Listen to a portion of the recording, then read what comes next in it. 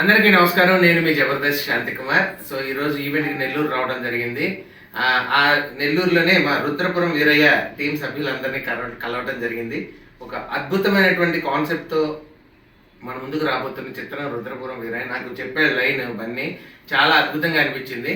ఇలాంటి స్టోరీస్ అంటే ఇప్పుడు గ్రామీణ ప్రాంతంలో ఒక బలగం లాంటి సినిమాలు వచ్చిన తర్వాత అలాంటి స్టోరీస్కి మంచి ఆదరణ కలుగుతుంది. అలాంటి ఇది కూడా ఒక మంచి గ్రామీణ ప్రాంతానికి సంబంధించినటువంటి ఒక మంచి కథాంశాన్ని తీసుకున్నారు. అక్కడే నేను సగం సక్సెస్ అయ్యాడని అనుకుంటున్నాను.